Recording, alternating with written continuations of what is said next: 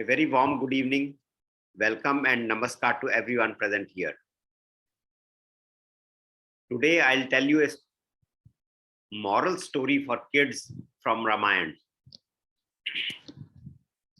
Ravan had abducted Sita and took her to Lanka. There was a massive ocean that Ram had to cross to get Sita back.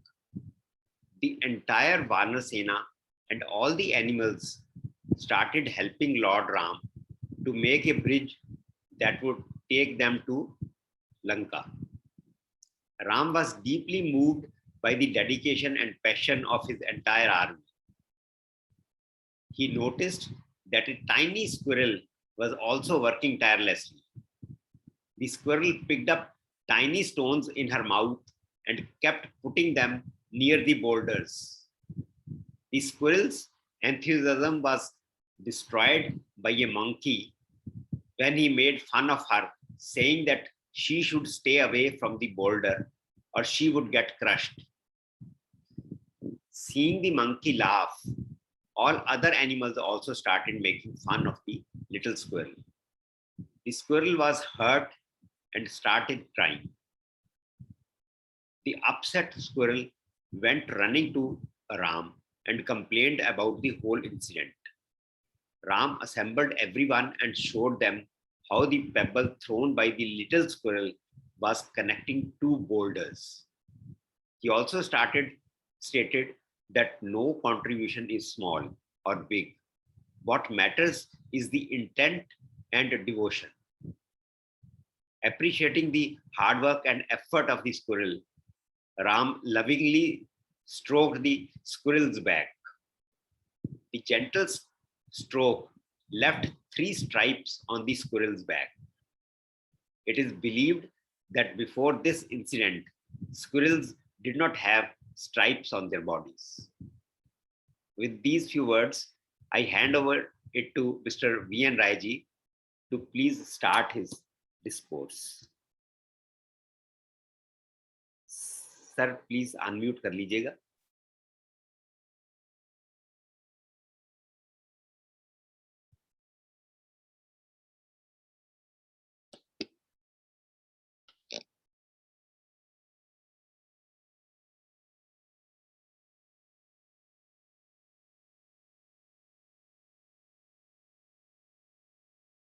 राय साहब, आपकी आवाज नहीं आ रही.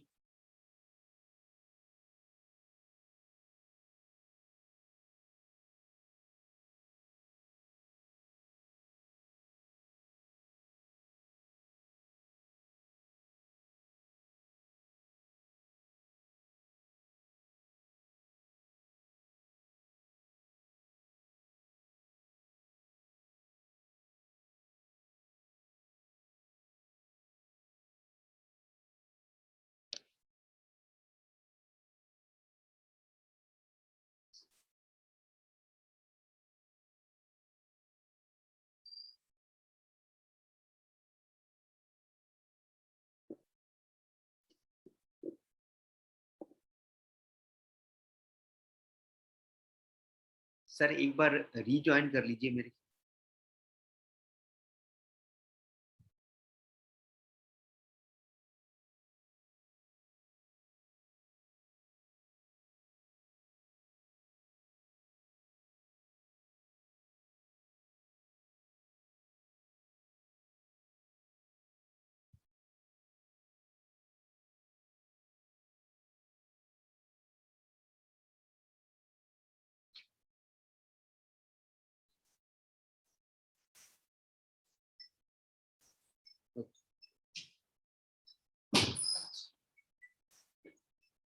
Unmute.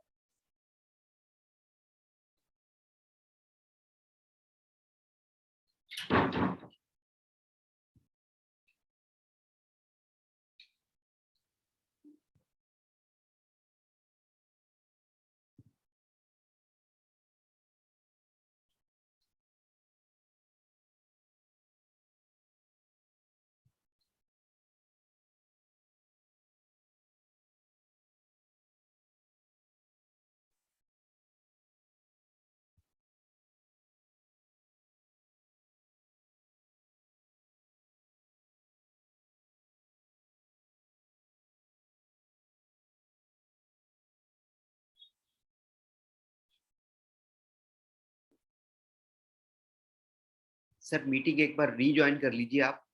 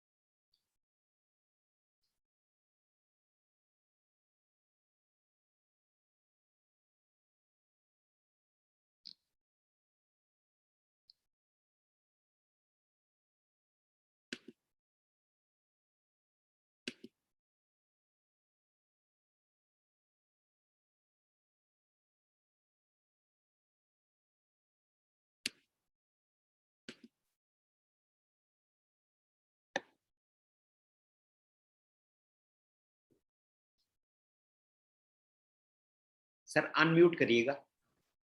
अभी सुनाई दे रहा है? हाँ जी बिल्कुल ठीक। सुनाई दे रहा है? Yes sir. Okay, very good. नीलांबुज श्यामल कोमलांगम सीता समारोपित वामभागम पाणौ महासायक चारु चापम नमामि रामं रघुवंशनाथम। प्रविशि नगर की जय सब काजा हृदय राखी कौशलपुर राजा गरल सुधारि पुकर मिताई गोपद सिंधु अनल सितलाई गरुड़ सुमेर रेन समताई राम कृपा कर चितवा जाई। जय जय श्री राम।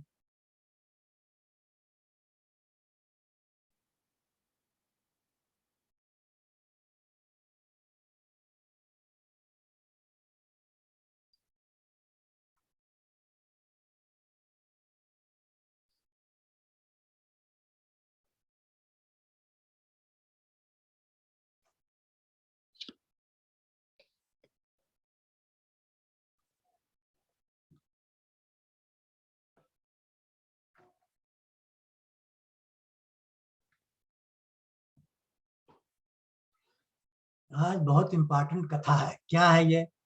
कलयुग के लिए संजीवनी बूटी है। राय साहब थोड़ा सा अपनी स्क्रीन एडजस्ट करिएगा, आपका फेस पूरा नहीं दिखाई दे रहा प्लीज। अब ठीक दिखा रहे हैं? हाँ जी अब ठीक दिख रहा। तो जब आदमी मरने लगता है तो उसको संजीवनी बूटी दी जाती है और उससे वो जिंदा हो जाता है।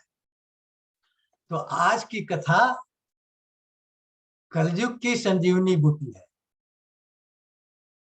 बहुत ही इंपॉर्टेंट कथा है, इसलिए कहते हैं सुजन सजीवन मूर सुहाई। राम कथा कलि कामद गाई 10वीं कथा थी। राम कथा कलयुग के लिए कामधेनु है, जो विश्वामित्र जी ने बताया 10वीं कथा में। आज 11वीं कथा है सुजन सजीवन मूर सुजाई। सुजन माने भक्तों के लिए संजीवनी बूटी के समान है ये कथा, आज की कथा। क्योंकि अहिल्या उद्धार की कथा है, बड़ी इंपॉर्टेंट कथा है। भगवान ने यज्ञ की रक्षा की, मारी सुबाहु ताड़का का खत्म किया, खलास किया, और सारे राक्षसों को लक्ष्मण जी ने खलास कर दिया। अब पूरे उत्तर भारत में एकदम शांति है, यज्ञ हो रहा है, सब कुछ चल रहा है चकाचक। जब यज्ञ की रक्षा कर ली तो विश्वामित्र जी ने कहा कि भगवान अब आपको एक और यज्ञ की रक्षा कर। कौन सी यज्ञ? जनक जी धनुष यज्ञ कर रहे हैं। भगवान यहाँ तो केवल रावण के सहायक आए थे जो उत्पात मचाए थे, उद्दंडता किए थे, वहां तो रावण खुद आने वाला है, इसलिए आपको स्वयं वहां चलना पड़ेगा। तब भगवान ने कहा कि धनुष यज्ञ मुनि रघुकुल नाथा हरीश चले मुनिवर के साथ। जैसे भगवान ने धनुष यज्ञ सुना, श्रेष्ठ मुनि विश्वामित्र के साथ चल पड़े। आश्रम एक दीख जमग माही, खग मृग जीव जंतु तह नाही। अब यहाँ से ये कथा स्टार्ट होती है। साहब आश्रम, थोड़ा सा एडजस्टमेंट कर लीजिए, आपका शेर बिल्कुल दिख नहीं रहा, सीधी दिख रहा, थोड़ा सा दिख रहा है। इसको अगर थोड़ा आगे पीछे एंगल पे करेंगे तो ठीक हो जाएगा। क्या करें? स्क्रीन को, हाँ हाँ, थोड़ा ऊपर हो जाइए आप ठीक है, गद्दी लगा लीजिए नीचे। सर लैपटॉप के अपर पार्ट को ना आप अंदर की तरफ फोल्ड करिए, थोड़ा सा, हल्का सा, बस उससे ठीक हो जाएगा। लैपटॉप के अपर पार्ट को थोड़ा सा अंदर की तरफ। कौन सा? ये तो वो है ना, डेस्कटॉप से हम कर रहे हैं, अच्छा, लैपटॉप से नहीं कर रहे। Okay okay. तो आप फिर गद्दी लगा लीजिए सर एक। गद्दी कहाँ से लगाएं? रुको। अरे गद्दी सामने रखिए आपकी इतनी। हाँ?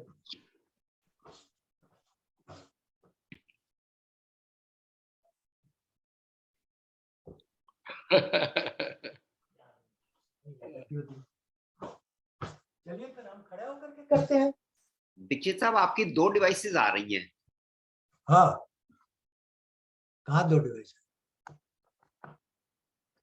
तो आप सुन रहे हैं ना, सुनिए ध्यान से, हमारे शरीर को मत देखिए, कथा को सुनिए।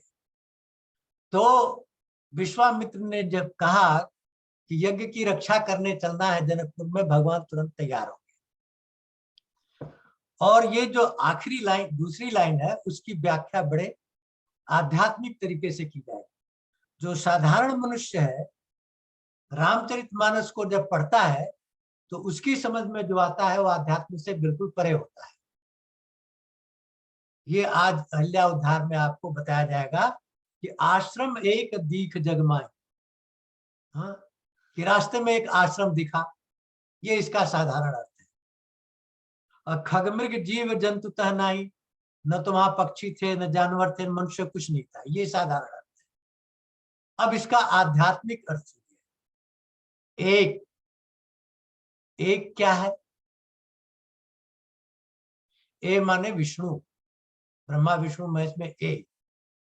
क माने सुख,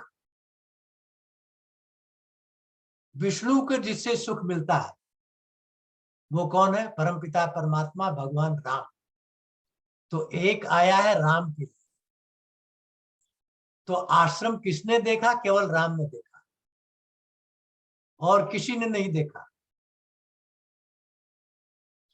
ये इस आध्यात्म का व्याख्या होगा आगे, कि जहां पर खगमृग जीव नहीं है, केवल राम ने देखा और किसी ने नहीं देखा। क्यों केवल राम ने देखा?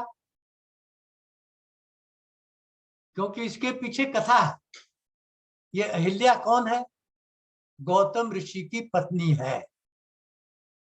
गौतम ऋषि ने इसको श्राप दिया है।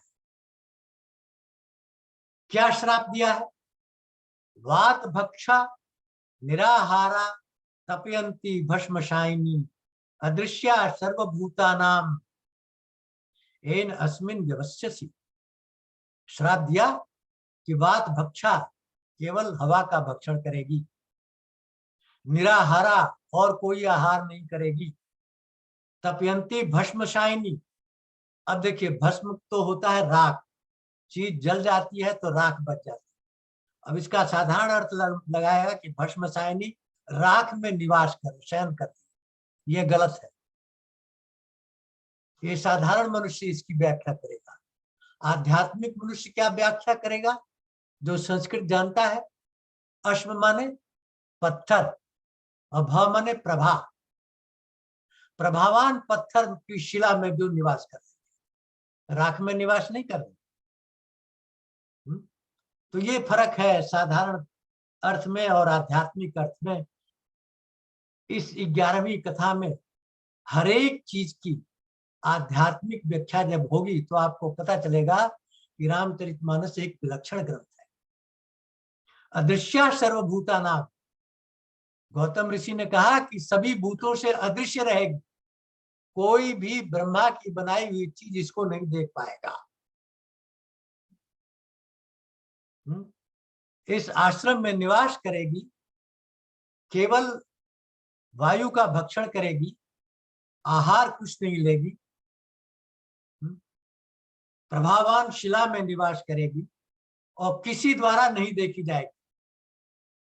और ऊपर देखा गया कि क्या, ऊपर क्या कहा है कि आश्रम एक दीख जगमाही। रास्ते में एक आश्रम दिखा, किसको दिखा?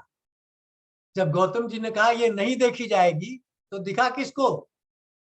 एक को दिखा। एक कौन है? जो विष्णु को सुख देते हैं, जो आदि ब्रह्म परमेश्वर है। कौन है? व्यापक, अकल, अनीर, निर्गुण, नाम रूप। ये देख रहे हैं, केवल वही देख सकते और कोई नहीं देख सकता। क्यों? क्योंकि सर्वभूता नाम, जिनके अंदर भूत मौजूद है, क्षितिजल पावक गगन शमीर, वो नहीं देख पाएंगे।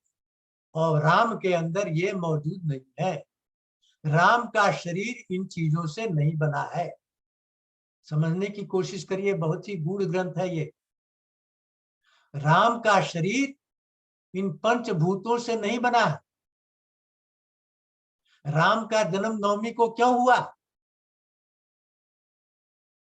राम का जन्म नवमी को इसलिए हुआ कि जो 8 प्रकृतियां हैं, क्षितिजल पावक गगन शमीर मन बुद्धि अहंकार, इनके बियॉन्ड है। परमात्मा इनके बियॉन्ड है, इनके पार है, तत्वों के पार है, मन के पार है, बुद्धि के पार है और अहम के पार है। इसलिए केवल उन्होंने देखा और किसी ने नहीं देखा।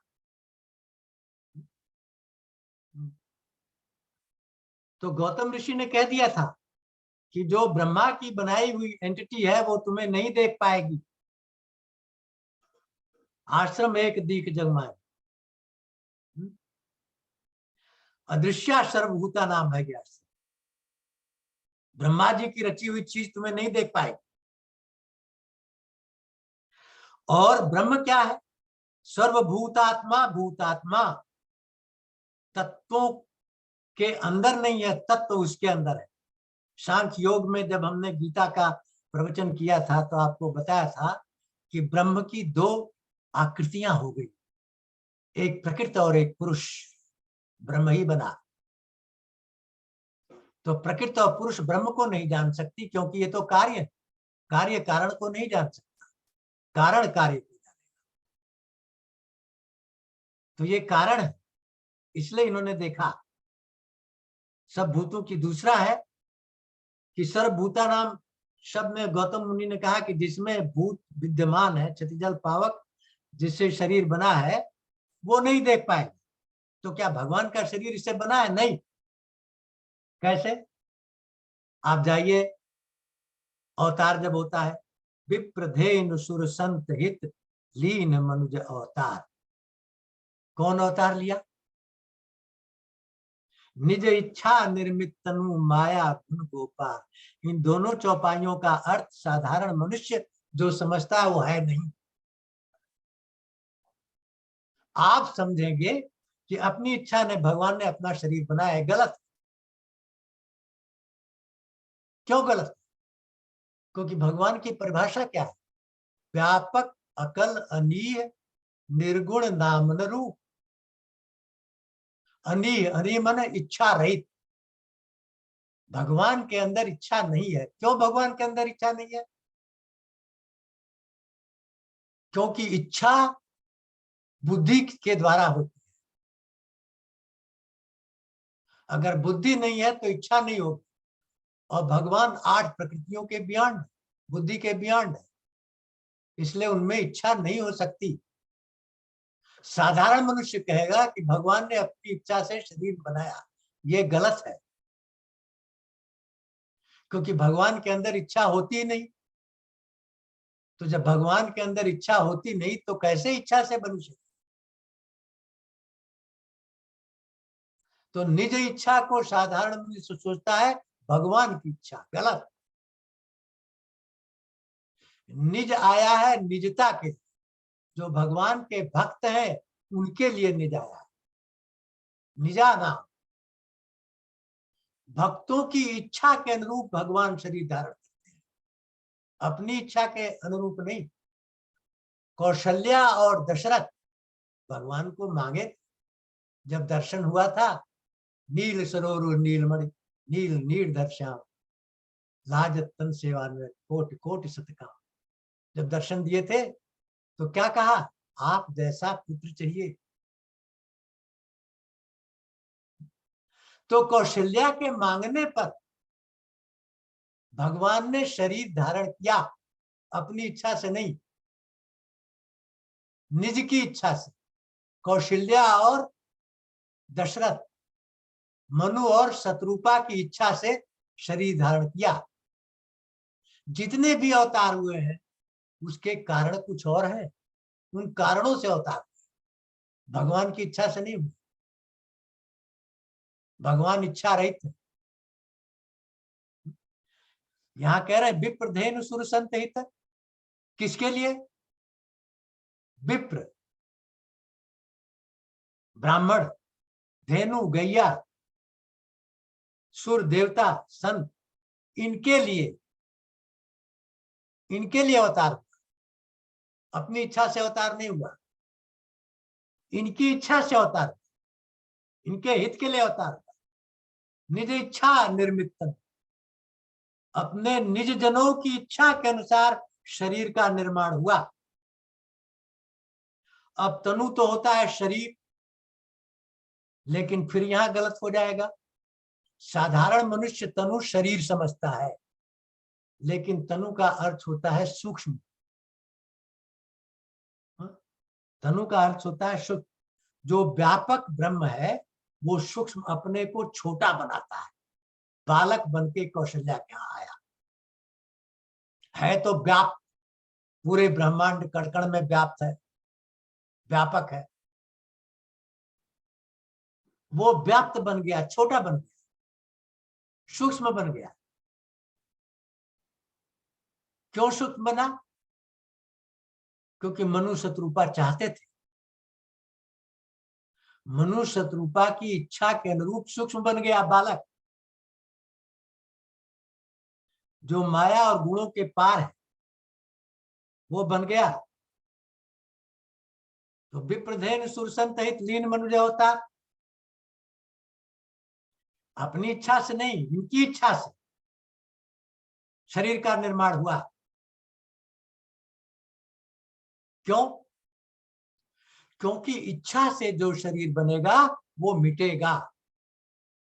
ये ध्रुव सत्य है। जो भी चीज इच्छा से बनेगी उसका नाश होगा। रिकॉल दी भगवत गीता। भगवत गीता में भगवान ने क्या कहा है? जातस्य ही ध्रुवो मृत्यु। जातस माने जन्मने वाले का, ध्रुव माने सत्य है, मृत्यु अटल सत्य है। जो जन्मेगा वो मरेगा। और ध्रुवम जन्म मृतस्य था, और जो मरा है वो जन्मेगा। तस्मात अपरिहारार्थे, इसलिए इस अपरिहार अकाट्य जो नियम है, जो प्रिंसिपल है, इस न तुम शोचित मरस्ती, इसको सोच के शोक मत करो। तो इच्छा जनित जो भी चीज होगी वो नष्ट होगी। तो भगवान इच्छा जनित नहीं है, इसलिए अज है, अजन्मा है, अकल है, टाइम के बियॉन्ड, स्पेस के बियॉन्ड, परिस्थिति के बियॉन्ड। ये पार ब्रह्म परमेश्वर इनके अंदर नहीं आते। तो उन्होंने केवल देखा, अदृश्या सर्वभूता नाम कह दिया गौतम ने। जो भूत से बने हुए हैं वो नहीं देख पाएंगे। कौन देखा? जो भूत से नहीं बने हुए, जिनके अंदर पृथ्वी, जल, अग्नि, आकाश, वायु ये तत्व नहीं है, इनसे नहीं बने हैं। अब आप कहेंगे इसका प्रमाण कहाँ है? इसका प्रमाण है इसी रामायण में, इसका प्रमाण है। क्यों? गीता में कहा इंद्रियाणि अरुच्यत इंद्रियेभ्यः परम मनः, मनः सस्तु परा बुद्धि, बुद्धे पर तरसुत विषयों से श्रेष्ठ है इंद्रियां, इंद्रियों से श्रेष्ठ है मन, मन इंद्रियों का राजा है, इंद्रियां मन की राजा नहीं है। और मन से श्रेष्ठ है बुद्धि, बुद्धि मन को कंट्रोल करती है, मन बुद्धि को कंट्रोल नहीं करेगा। और बुद्धि से श्रेष्ठ है आत्मा, जो प्रकाशक है इन सबका।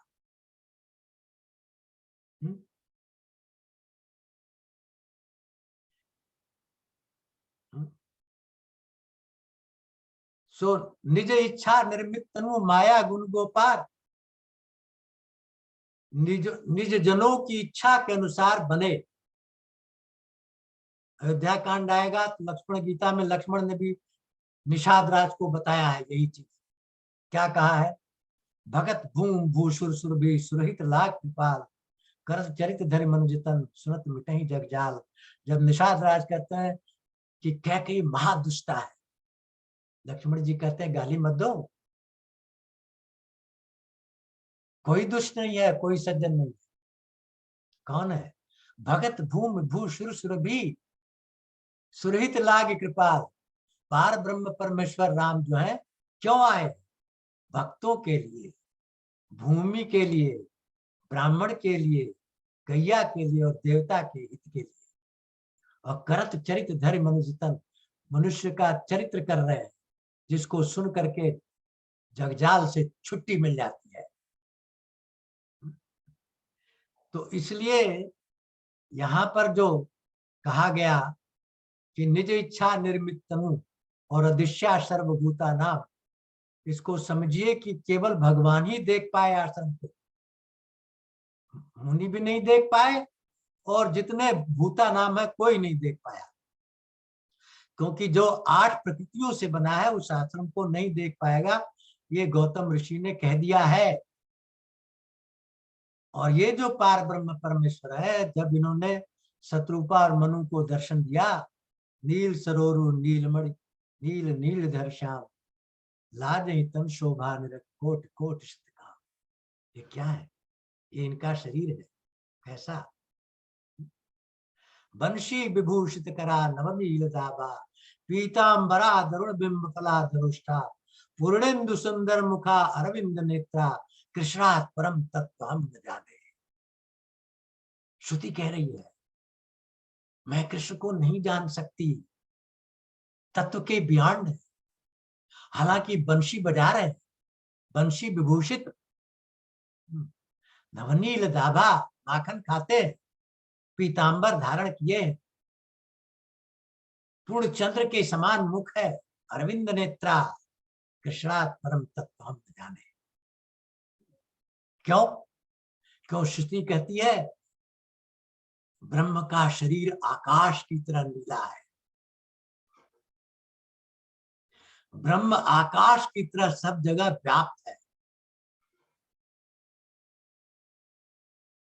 ब्रह्म के अंदर जो पीतांबर है वो ऐसी है जो आकाश के अंदर चमकती है बिजली। और जो आकाश बादल वर्षा करता है, ये ब्रह्म करुणा की वर्षा करता है, दया की वर्षा करता है। चिदानंदमय दे तुम्हारी, विगत विकार जान अधिकारी। यहाँ एकदम क्लियर हो गया कैसा शरीर है भगवान का? चिद आनंदमय है, विगत विकार, विकारों से रहित। विकार क्या है? पंचभूत विकार है, पृथ्वी विकार है, जल विकार है, अग्नि विकार है, वायु विकार है, आकाश विकार है, मन विकार है, बुद्धि विकार है, अहम विकार है।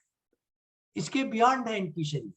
चिरानंद में दे तुम्हारे, विगत विकार जान अधिकारी। कौन जान पाएगा? जो अधिकारी है वही जान पाएगा। केवल भक्त ही जान पाएगा, सूरदास जी जान पाएंगे और तुलसीदास जी जान पाएंगे। सूरदास जी वृंदावन में कुएं में गिर पड़े, लोग निकाले, बोले ना नहीं, यह चरित्र जगावई हरिपद पावई तेन पर ही भवकूपा। जो भगवान के चरित्र को गाता हो कुएं में नहीं गिरेगा, मुझे मत निकालो। भगवान आके निकाले और फिर बांह छुड़ा के जाने लगे। तो बोला सूरदास ने कि बांह छुड़ाए जात हो निबल जाने के मुंह, दुर्बल जान के बांह छुड़ा के जा रहे हो, हृदय ते तब जाओगे सबल जाओ, हमारे हृदय से निकल के दिखाओ। ये भक्त है, ये भक्त है। इस भक्त के अंदर होते हैं। तुलसीदास को भी चित्रकूट के घाट पर भई संतन की भी, तुलसीदास चंदन गीते तिलक देत रखी, उनको भी दर्शन दिया था भगवान ने चित्रकूट में। तो भगवान का शरीर पृथ्वी से नहीं बना हुआ है। पृथ्वी से तो सीता निकली और सीता को वरण किया भगवान ने। पृथ्वी के बियॉन्ड है, जल के बियॉन्ड है, क्योंकि जब जलनिधि 3 दिन तक आराधना करने पर विनय नहीं माना और जैसे ही लक्ष्मण से कहा कि लक्ष्मण बाण सरासना, बोले राम सपूत तक भयबुन हो प्रिय, और जैसे ही कहा बाण आओ, बाण की अग्नि का उन्भास करके अग्नि की ज्वाला जलने लगी और समुद्र थाली लेकर के आ गया। तो भगवान जल के बियॉन्ड है, भगवान वायु के बियॉन्ड है, क्योंकि वायु के पुत्र पवनसुत उनकी सेवा करते हैं। और भगवान अग्नि के भी बियॉन्ड है। कैसे? भगवान का जन्म हुआ तो शिव जी भी आए, भूषुंडु जी भी आए, बाल रूप दोनों के इष्ट है। कहते हैं शिव जी 5 मुख लेकर के आए और शिव जी के एक एक मुख में 3 नेत्र है, 15 नेत्र, 5 सूर्य, 5 चंद्रमा और 5 अग्नि। तो 10 तो अग्नि वाले हैं और 5 शीतलता वाले। लेकिन जिस शिव के अग्नि नेत्र से काम भस्म हो गया, उसी शिव के अग्नि नेत्र से क्या हो रहा? करुणा की धारा निकल रही है। भगवान का दर्शन करके करुणा की धारा निकल रही है।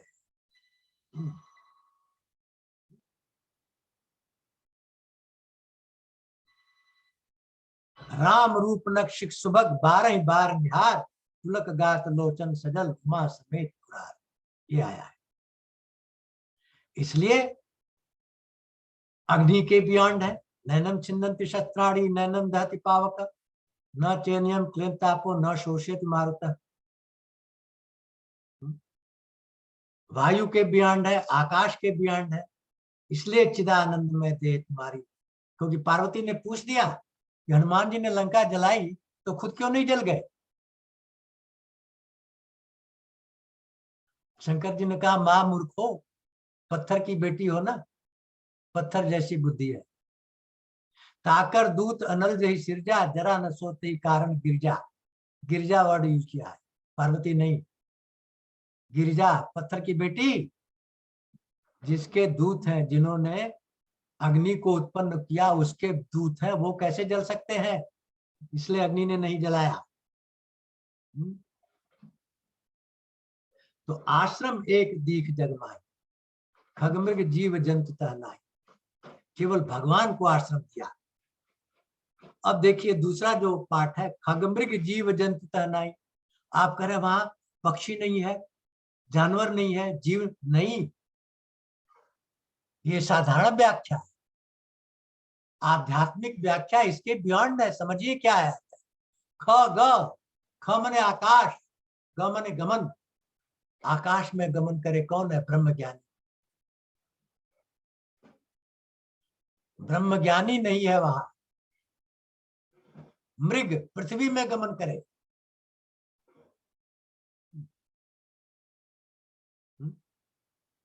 जिज्ञासु नहीं है वहां, जीव उपासक नहीं है वहां, और जंत अर्थार्थी नहीं, अर्थ वाला भी नहीं है। ये 4 तरह के भगवान के उपासक होते हैं। ब्रह्मज्ञानी, जिज्ञासु, उपासक, आर्थ। ये वहां नहीं है। और ये हैं भी तो आश्रम को नहीं देख सकते।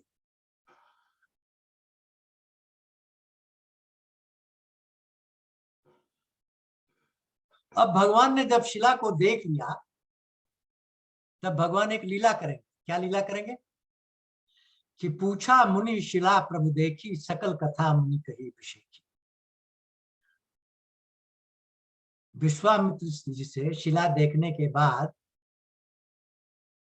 भगवान ने कहा ये क्या है। तब विश्वामित्र ने पूरी कथा सुनाई। क्या कथा सुनाई? क्या कथा सुनाई? कथा ये सुनाई कि एक बार गौतम ऋषि के तप से इंद्र को ईर्ष्या हुई। ईर्ष्या हमेशा इंद्र को होती है, कोई तप करता है। तप भंग करने के लिए इंद्र ने एक चाल चला। क्या कहा? चंद्रमा को बना देखो भाई, पुराने समय हम लोग कब उठते थे? ब्रह्म मुहूर्त में। कब मुर्गा बोलता था, तो चंद्रमा को बना दिया मुर्गा। चंद्रमा मुर्गा बोला और गौतम जी कमंडल लेके चल दिए। और उधर इंद्र जो है गौतम का रूप धारण करके अहिल्या के पास आ गया। अब अहिल्या समझिए क्या है। हिल्या माने कुरूप और माने नो। इतनी सुंदर थी कि विश्व में इतनी सुंदर कोई स्त्री नहीं थी, इसलिए उसका नाम अहिल्या था। ब्रह्मा जी ने इतनी सुंदर स्त्री रची थी और उसकी शादी करा दी गौतम जी से, और एक कन्या और एक पुत्र हुआ। अंजनी कन्या और सदानंद पुत्र हुए। अंजनी के पुत्र हनुमान और सदानंद राजा जनक के पुरोहित बने। ये अहिल्या की कथा है, विश्वामित्र जी सुना रहे हैं। अब जब गौतम आ गया तो अहिल्या बड़ी खुश हुई कि देवराज इंद्र हमारे सौंदर्य पर मोहित होकर के आ गया। हाँ? और अहिल्या का सत्य तो खत्म कर दिया। और उसी समय गौतम ऋषि आ गए। उन्होंने तीनों को श्राप दिया। चंद्रमा को मृगछाला से मार दिया, जो काला दृश्य अभी भी है चंद्रमा में। इंद्र को श्राप दिया कि 1000 गुप्तांग बन जाए तुम्हारे अंदर। और अहिल्या को श्राप दिया तुम शिला बन जाओ। ये सारी कथा विश्वामित्र ने राम को सुनाई। अब आप कहेंगे कि क्या राम को मालूम नहीं था क्या? मालूम था, लेकिन राम तो लीला कर रहे हैं। राम तो दिखा रहे हैं कि हम दशरथ पुत्र हैं, राजा के पुत्र हैं। इसलिए मुनि आप बताइए, पहला रीजन ये। दूसरा रीजन ये क्या? जब भी कोई ऋषि मुनि तपस्वी जिसकी चर्चा करता है उसके पाप नष्ट हो जाते हैं। तो विश्वामित्र द्वारा चर्चा करा करके अहिल्या का पाप नष्ट करा रहे हैं भगवान। ये सिद्धांत। इसलिए उनसे पूछा। यहां तक तो ठीक है।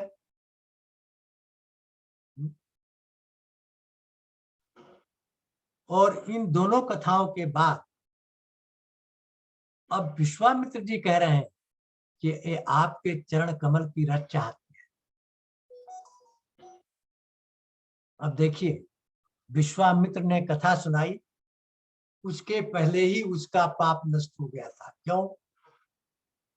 क्योंकि भगवान जिसको देख लेते हैं उसका पाप अपने आप नष्ट होता है। सन्मुख हो जीव में बचे।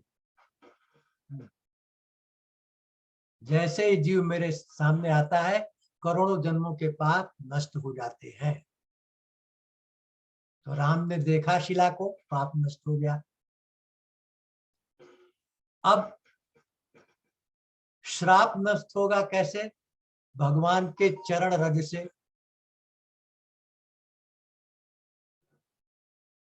ये श्राप क्यों दिया? श्राप इसलिए दिया कि देखिए यहाँ 3 एंटिटी है। कौन कौन 3 एंटिटी है? इंद्र, अहिल्या और गौतम, समझिए क्या है? अहिल्या बुद्धि है, बुद्धि के अंदर इच्छा कामना होती है, भोग करने की इच्छा बुद्धि के अंदर होती है। और भोग किया कैसे जाता है? कर्म से। इंद्र कर्म का द्योतक है, कर्म की वासना छोड़ जाता है। अब ये वासना क्या होती है? आप एक डलिया में फूल रखिए, फिर फूल को निकाल लीजिए, तो उस डलिया में फूल की सुगंध बची रह जाती है, इसको कहते हैं वासना। तो जो आप कर्म करते हैं उसमें जो भावना रहती है वो बची रह जाती है, उसी भावना का नाम है वासना। उस वासना को भोगना पड़ता है। तो इंद्र ने कर्म किया, भोग की इच्छा, अहिल्या के अंदर वासना जगी, और जीवात्मा गौतम ने सबको श्राप दिया।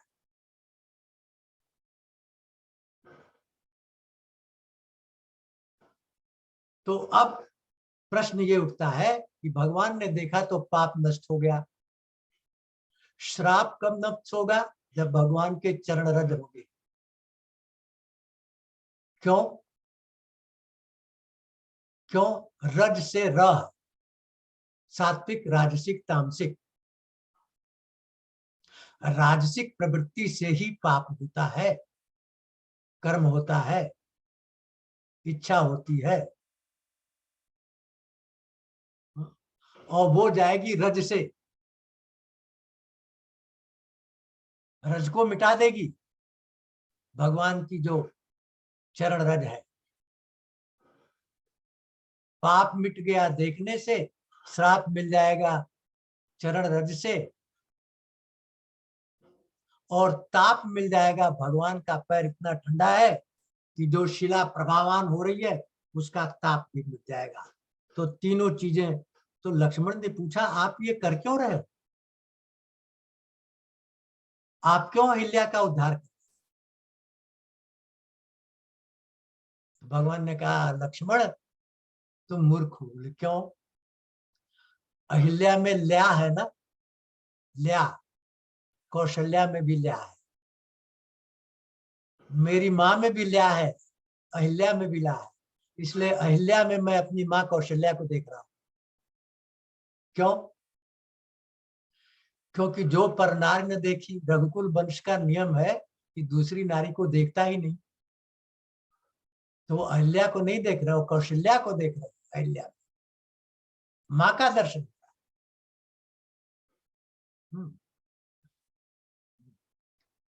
इसलिए अगर मैं उद्धार नहीं करूंगा तो माँ का जो ल्या है वो वंचित रहेगा। इसलिए उद्धार करना है इनका, माँ की लाज मिटानी है।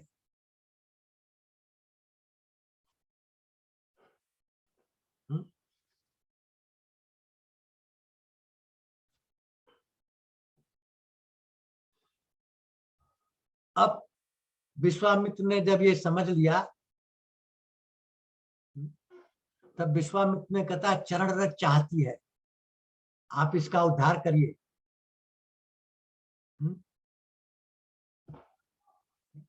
क्योंकि पहले ही सब पाप खत्म हो गया। सन्मुख होई जीव मोहि जबहि, जन्म कोटि अगनासहि तबहि, जड़ चेतन मग जीव घनेरे, जे चितये प्रभु जिन प्रभु हेरे, ते सब भय परम पद जोगु, भरत दरस मेटा सब रोगु।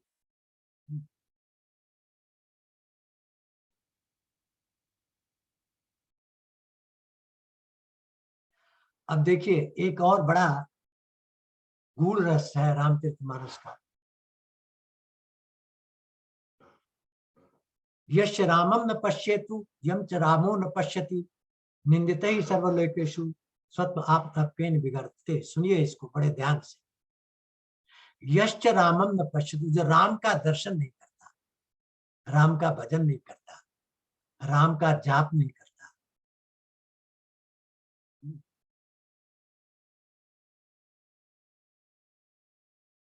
और जिसको राम नहीं देखते, रामो न पश्यन्ति, उसकी हाल क्या होती है?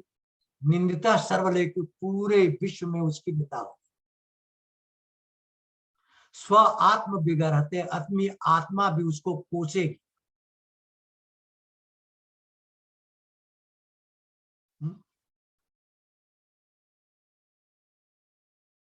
इसीलिए सजीवन मूरी है ये राम कथा।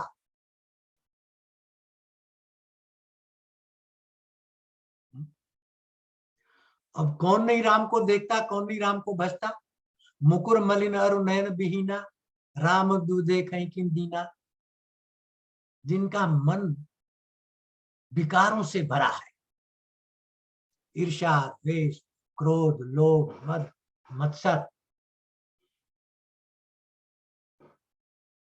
और ज्ञान चक्षु नहीं, वो राम को नहीं देख सकते। इसलिए कृष्ण ने कहा दिदाद चक्षु, वो दिव्य चक्षु दिया अर्जुन को देखने के लिए।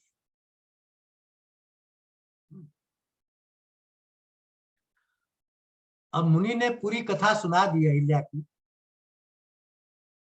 अब भगवान ने सुनने के बाद, भगवान के 6 गुण होते हैं। कौन से 6 गुण होते हैं? ऐश्वर्य, धर्म, यश, श्री, ज्ञान, वैराग्य।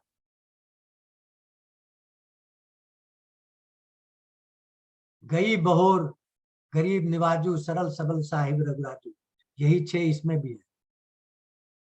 गायब चीज को भी भगवान लौटा देते हैं, ये ऐश्वर्य है भगवान का। जो कुछ तुम्हारा गया है वापस आ जाएगा, भगवान का ये ऐश्वर्य है।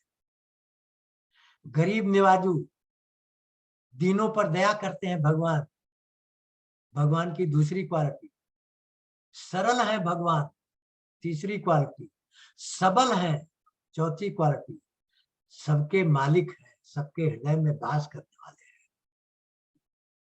ये 6 क्वालिटी है भगवान की। तो जब भगवान देख रहे हैं, क्या अहिल्या तप कर रही है। क्या तप कर रही है? क्योंकि राम ब्रह्म व्यापक जग जाना,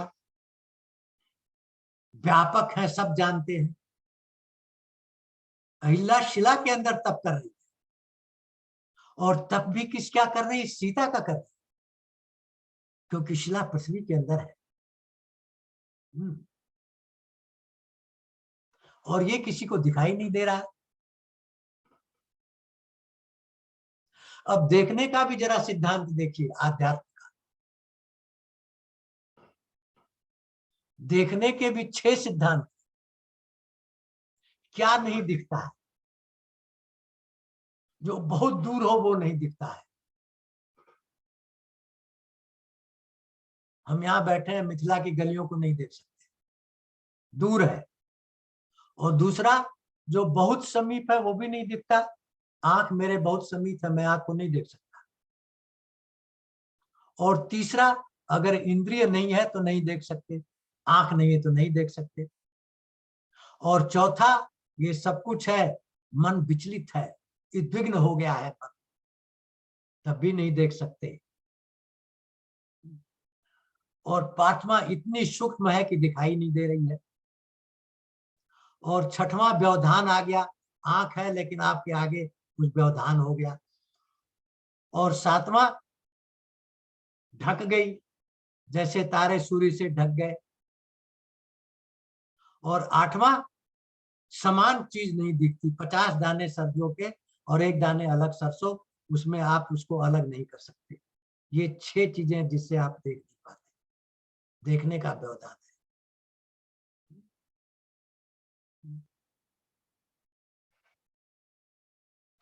अब भगवान तो इसके पार है। गीता में भी कहा, अशुच्यावान शुच्च प्रज्ञावादांश भाषते, गतासून सुनान पूषण खंडिता। इसलिए पूछा मुनि शिला प्रभु देखी, सकल कथा कही विषय की। जब पूरी कथा देख ली, विश्वामित्र ने सब कथा सुना दी, कैसे कैसे आई। तब भगवान ने डिसीजन लिया, क्या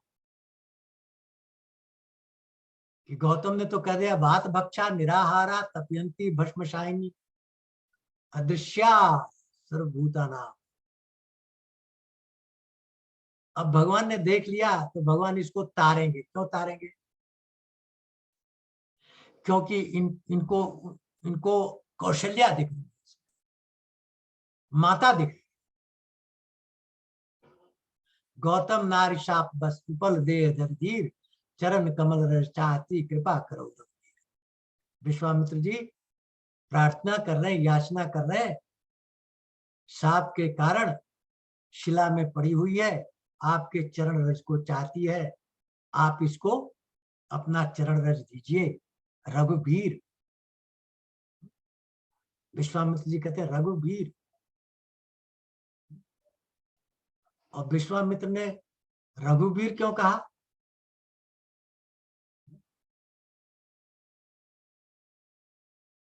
विश्वामित्र ने गायत्री मंत्र लिखा, 4 अक्षर है, 24 अक्षर, 24 अवतार हुए, 24,000 श्लोक वाल्मीकि रामायण में हुए।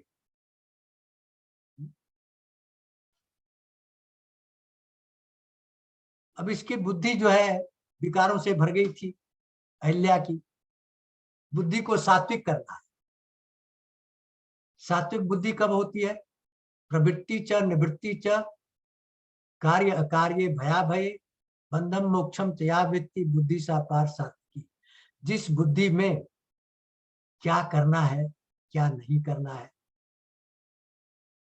किसमें प्रवेश का आरंभ करना है, कौन आरंभ नहीं करना है, किससे डरना है किससे नहीं डरना है, कौन बोंद का बांधेगा कौन मोक्ष देगा, जो इन चीजों को जान लेती है वो सात्विक बुद्धि होती है।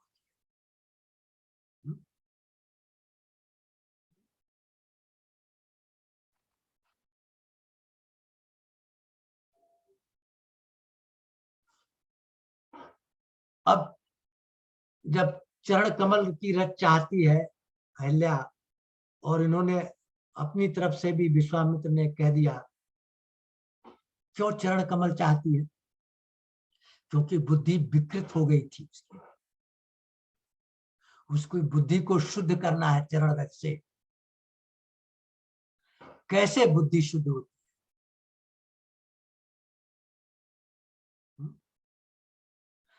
तेषाम सतत युक्ता नाम भजताम प्रीति पूर्वक। निरंतर भगवान का भजन करता है प्रेम के द्वारा, राम राम जपता है, ददामि बुद्धि योगम तम, भगवान उसको बुद्धि योग दे देते हैं, सात्विक बुद्धि दे देते हैं। ये माम उपयांति, और उस बुद्धि के द्वारा वो भगवान में विलीन हो जाता है। तो अब वही सात्विक बुद्धि देंगे भगवान किसको? अहिल्या को। क्योंकि इतने 10,000 वर्षों से तपस्या कर रही है, तप कर रही है बिना हार के।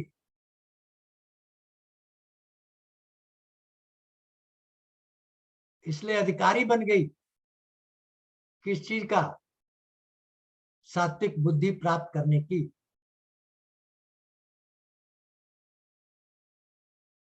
अब देखिए इंद्र को भी यहां हमने दिखाया क्या? गंदा, सत्यत्व भंग किया। इंद्र के भी 2 आचरण। यही इंद्र ने अपना रथ भगवान को भेजा था।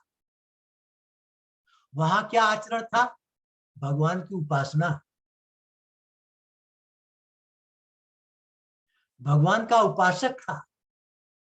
अपने रथ को भेजा जिस पर चढ़ के भगवान लड़ाई किए। और यहां इंद्र क्या है? यहां इंद्र कर्म के अधीन होकर के भोग प्रवृत्ति से आया, सौंदर्य भोगने के लिए। इसलिए गौतम ऋषि ने उसको श्राप भी दिया।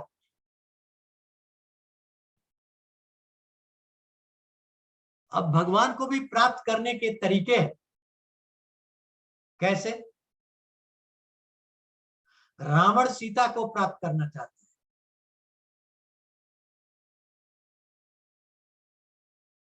और अयोध्यावासी भी सीता को चाहते हैं।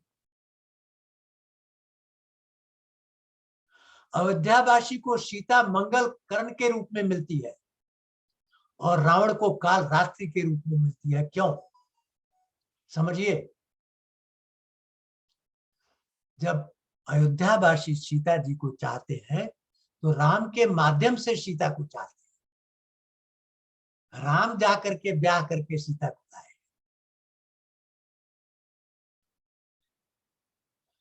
तो जब भी आप सीता को चाहिए, राम को माध्यम बनाइए। रावण ने राम को माध्यम नहीं बनाया, सीता को उठा के ले गया, इसलिए काल रात्रि बन गई।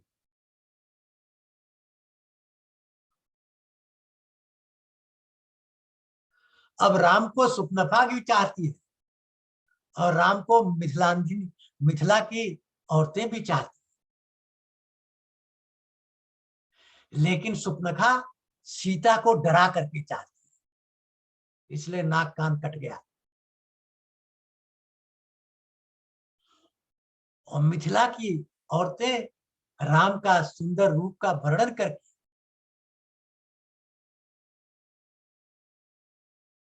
तो ये फर्क है। राम को चाहिए तो सीता को माध्यम बनाओ, सीता को चाहिए तो राम को माध्यम बनाओ, मिल जाएंगे।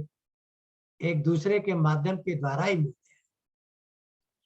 पूछा मुनि शिला प्रभु देखी, सकल कथा मुनि कही विषय की। सारी कथा हो गई विशेष रूप से। गौतम नारी श्राप बस, उपल दे धर धीर, चरण कमल चाहती, कृपा करो रघुवीर। कृपा करिए, आपके सामने है।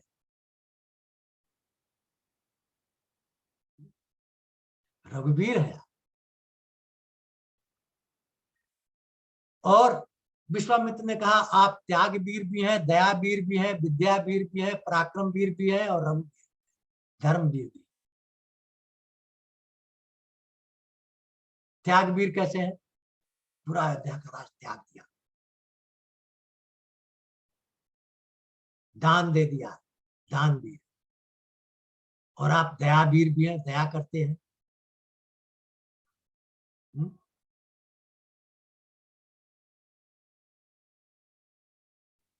इसलिए आप दया करिए इसके ऊपर।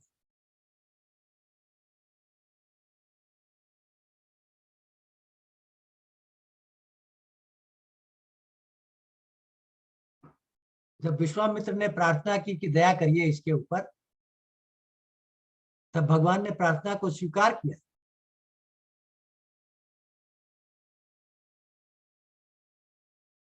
क्योंकि पांचों गुणों का वर्णन करके उनको याद दिलाया।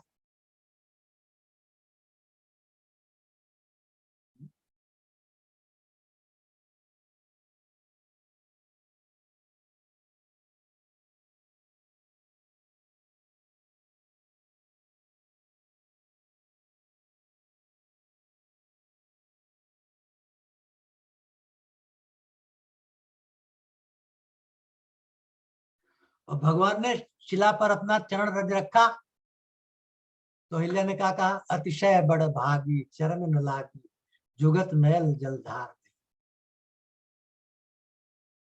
दोनों आंखों से अश्रु की धारा निकलने लगी। ये साधारण अर्थ, लेकिन आध्यात्मिक अर्थ है कि उस समय वहां गौतम ऋषि भी आ गए।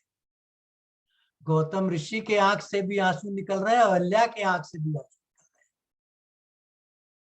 हैं। परसद पत पावन शोक न सावन प्रगट भई, जैसे ही चरण रज मिली पवित्र होकर के तप पुंज के रूप में प्रकट हो गई। भगवान के चरणों में लिपट गई अहिल्या। धीरज मन कीना, प्रभु कह चीना, रघुपति कृपा भगत पाई। धैर्य रखी, भगवान को पहचाना और भक्ति पाई तो रघुपति भगत सजीवन मूरी, अनुपान श्रद्धा मत पूरी। भगवान की भक्ति सजीवनी भूति है। मुनिश्राप जो दीना, अतिबल कीना, परम अनुग्रह मैं। अहिल्या कह रही है कि गौतम जी ने श्राप दिया, बहुत अच्छा किया। क्यों अच्छा किया? कि देखो भरी लोचन, हरिभव मोचन, इलहि लाभ शंकर। अगर नहीं श्राप दिए होते तो इन दोनों नैनों से पूरे भगवान को देखना, ये लाभ मुझे मिल रहा है, ये लाभ किसको मिला? शंकर जी को। शंकर जी को तो बाल चंद्र दे दिया और हमें तो पूर्ण चंद्र रामचंद्र मिल गए। विनती प्रभु मोरी मैं मति भोरी, नाथ न मांगो बर आधा। मैं बड़ी भोरी भारी बुद्धि वाली हूं, मेरी विनती सुन लीजिए। मैं कोई और बर नहीं मांग रही। मैं क्या बर मांग रही हूं? पद पदुम परागा। आपके पैरों में जो पराग है, कमल के फूल के अंदर पराग होता है, उसका जो रस है, उसका अनुराग कौन करता है? भौरा। उसका पान करता है। मेरा मन उसका पान करे। क्या मांग रही है? हाँ? क्या मांग रही है? पद पदुम परागा मांग रही है। जय पद सुर सरिता परम पुनीता। जिन चरणों से परम पवित्र, जगत को पवित्र करने वाली गंगा निकली, प्रकट भई शिव शीश धरी।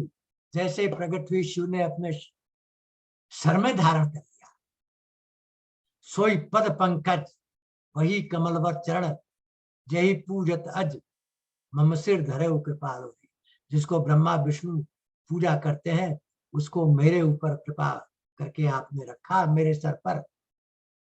वही भांति सिधारी। अब यहाँ साधारण मनुष्य कहेगा सिधारी माने चली गई, नहीं, सिधारी माने सिद्ध हो गई। अहिल्या परम सिद्ध हो गई चरण रस से। गौतम नारी बार बार हरिचरण पड़ी, बार बार चरणों पर पड़ी। जो अतिमन भावा सो बर पावा, गई पतिलोक आनंद भरी। जो अपने आनंद को देने वाला परम सुख है, वही बर मांगा और मान लिया। क्या? गौतम ऋषि को मांगा।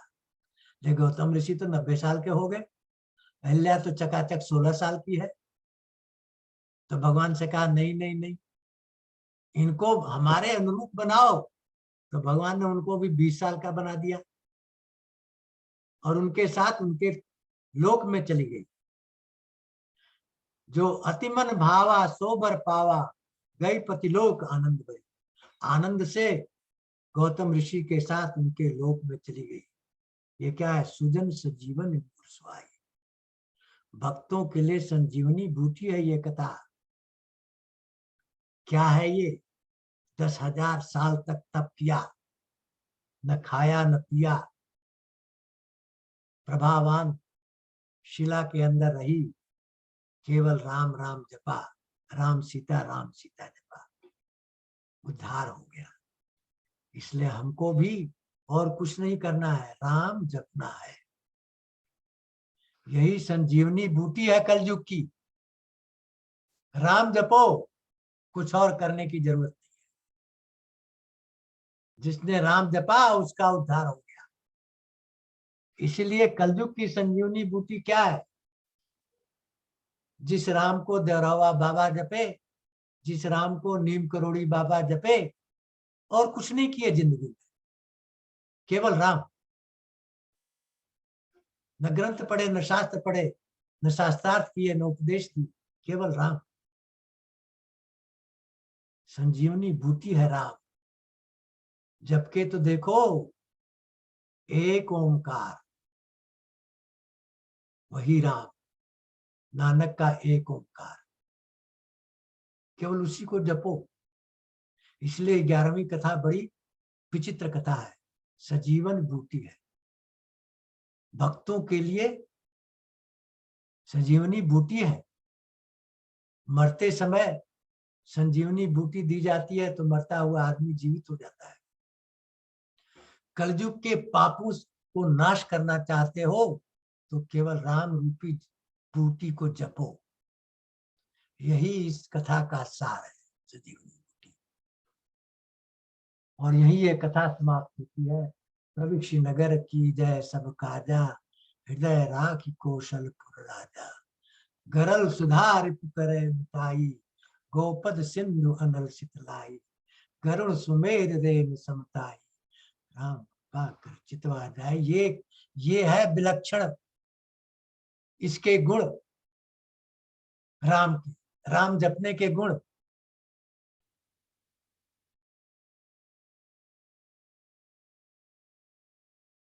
इसलिए राम जपो। इसलिए हनुमान जी ने प्रविश्य नगर की जय सब कहा जाए, हृदय राखी कौशलपुर राजा। कौशल राज को हृदय में रख के हनुमान जी गए तो क्या हुआ? गरल सुधा विष अमृत बन जाता है, रिपु करे मिताई शत्रु मित्र बन जाता है, गोपद सिंधु अपार सिंधु जो है गाय के खुर के बराबर होता है, अनल शीतलाई अग्नि शीतलता की वर्षा करती है, गरुड़ सुमेर रेन समताई सुमेर पर्वत के समान भारी पर्वत भी एक राई के समान हो जाता है। कब? राम कृपा कर चितवा जाए, जब राम कृपा करके देख लेते हैं। और जिसको राम नहीं देखते और जो राम को नहीं देता वो इस पूरे विश्व में निंदित होता है, उसकी आत्मा भी उसको धिक्कारती है। इसलिए कलयुग में जन्म लेने का सबसे बड़ा लाभ जो है वो ये है कि केवल एक राम को पकड़ लो और कुछ पकड़ने की जरूरत नहीं है, कुछ पढ़ने की जरूरत नहीं, कुछ सुनने की जरूरत नहीं, कुछ करने की जरूरत नहीं, केवल राम को पकड़ो, राम राम को सब हो जाएगा। ये संजीवनी बूटी है। तो इस संजीवनी बूटी को लेकर के आज जाइए। 11वीं कथा, 11 बड़ा पवित्र संख्या मानी जाती है, इसलिए 11वीं कथा संजीवनी बूटी है। क्या है? राम। राम का जपना ही संजीवनी बूटी है, और कोई संजीवनी बूटी नहीं है। कथा समाप्त। आप सबको दंडवत प्रणाम। बहुत बहुत धन्यवाद, बहुत मजा आया। क्योंकि हम आभारी हैं, आप हमें सुने।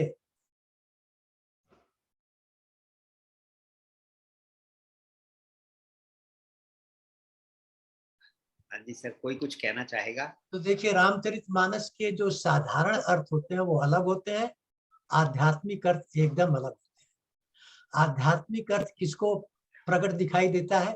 जो राम जपता है। राम के जपने से ज्ञान प्रकट हो जाता है अपने आप, अंदर से चीजें एकदम साफ दिखाई देती है, समझ में आने लगती है, बुद्धि सात्विक हो जाती है। क्या करना है, क्या नहीं करना है, किससे डरना है, किससे नहीं डरना है, क्लियर हो जाती है बुद्धि।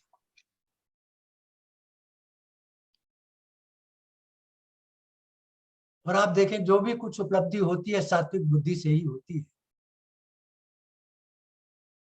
बुद्धि सात्विक नहीं है तो उपलब्धि नहीं होगी, न रिसर्च होगा, न ज्ञान मिलेगा, न चीजें समझ में आएंगी।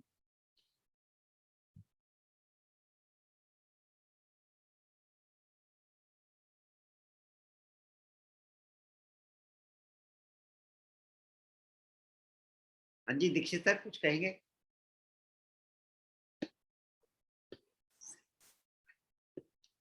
नागपाल जी कुछ कहेंगे? विनय, विनय को अनम्यूट करिए। दीक्षित जी अनम्यूट कर लीजिए। हाँ मैं कर रहा हूँ। हाँ जी। बहुत सुंदर है, इसमें कुछ कहने की गुंजाइश ही नहीं है, पूछने की। और किसी ने कुछ कहना हो तो बताएं। विनय जी को अनम्यूट करिए जरा। विनय जी अपने आप करेगा अनम्यूट? हाँ अनम्यूट हो गया। हाँ जी नमस्कार, बोलिए। तो बोलिए। मैं तो भाई, मैं तो सुन रहा हूँ, मेरे लिए आधा तो मेरे सिर के ऊपर जाता है। हाँ तेरा मन इतना सात्विक नहीं है जितना आप बनाना चाहते हैं और मैं जपता भी नहीं हूँ, तो सीख रहा हूँ। मैं सोच सोच के सीखूंगा धीरे धीरे, पर it's very deep for me. यही I तो like आपकी विशेषता है। जो ये सोचता है कि मैं नहीं जानता, वो जानता है, और जो ये सोचता है अरे जानता भाई, हूँ, ये तो कॉम्प्लेक्स हो गई ना बात। हम तो साधारण पुरुष की बात कर रहे हैं। तो ये कॉम्प्लेक्स हो जाता है कि भाई साधारण नहीं होना चाहिए। मैंने कहा मर गए। क्यों भाई साहब? साधारण ही तो होना चाहिए, सरल सबल। भगवान के हाँ, 6 अक्षर कहा ना, पर गई वो कहो बोल रहे हैं ना साधारण होते हैं तो समझ नहीं आएगी, तो मैं तो मर गया अभी। सोचना पड़ेगा। जितना आदमी सरल होगा उतना ही अच्छा होगा। वो तो मेरे को तो भी ऐसा ही लगता है, पर आप बोल रहे हैं कि साधारण हो तो यू विल नॉट अंडरस्टैंड। तो मैं क्या अभी क्या बोलूं? नहीं, मैं ये कह रहा हूँ कि जिसको साधारण मनुष्य रामचरित में समझ रहा है, उसका आध्यात्मिक पहलू कुछ और ही है। जैसे वो हाँ, वो कहता है आध्यात्मिक नहीं है आश्रम मेरे एक को। जग माही, कि एक आश्रम दिखाई दिया, ये है। लेकिन ये हाँ, नहीं है, ये है केवल आश्रम राम को दिखा और किसी को नहीं दिखा। I I think I will plan to stay साधारण। जो दिखेगा वो टिकेगा। वो भी तो अच्छा भाई, है, वो भी अच्छा है, वेरी गुड, वेरी गुड, ये भी अच्छा एक्सीलेंट, है। थैंक जितने आप सरल होते जाओगे उतने आपको चीजें समझ में आती शुरू होती जाएगी। यू। अरे भाई, और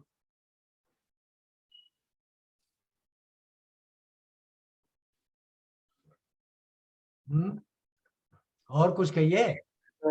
विनय जी, आप कर्मयोगी है, कर्म कर रहे हैं, वही बड़ा बड़ी बात है। और आपका दिल साफ है, स्पष्ट यहाँ पे अटेंड कर रहे हैं।